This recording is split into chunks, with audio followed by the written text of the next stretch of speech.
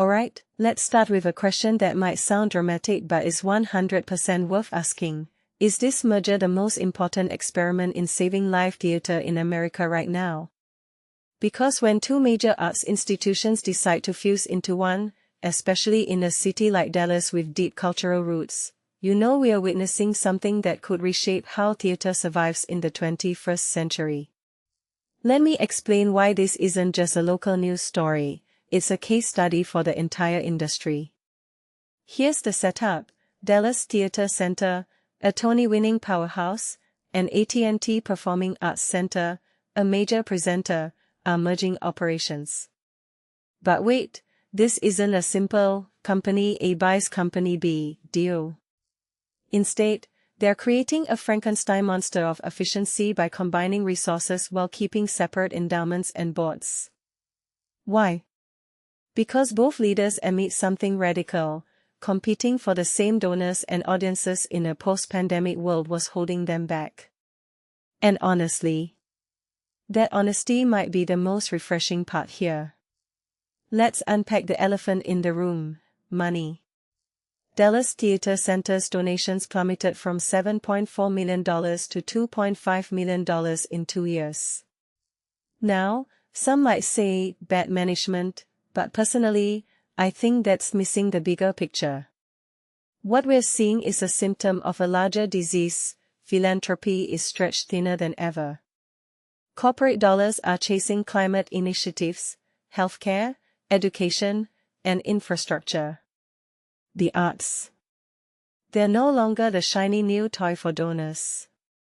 So when Moriarty says philanthropy has accelerated since 2020, he's not just stating a fact, he's highlighting a survival crisis. And this merger? It's their Hail Mary pass to stay relevant. But here's where it gets fascinating: they're not just cutting costs.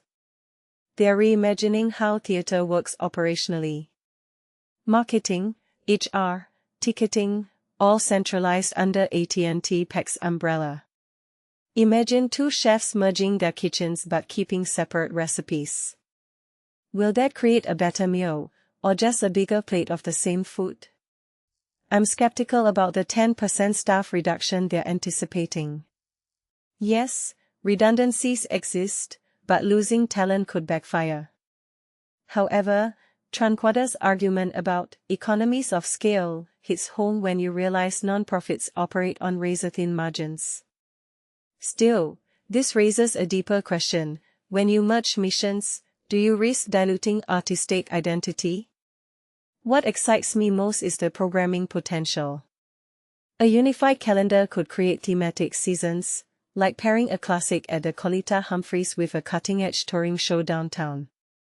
But wait, will this holistic approach actually deepen audience engagement, or just water down both organizations' distinct flavors? And don't get me started on the education outreach. Combining Dallas Theater Center's camps with AT&T's workforce programs sounds idealistic, but execution will be everything. Too often, merged initiatives become bureaucratic nightmares. Let's talk about the human element. Moriarty stepping down after 16 years? That's bittersweet. He's a visionary who helped move DTC into the Wiley Theater, but his exit strategy might be genius. By staying true to the transition, he avoids leaving a mess for someone else. And Jamie Castaneda as the new artistic director? That's a bold bet on fresh leadership to bridge the old and new.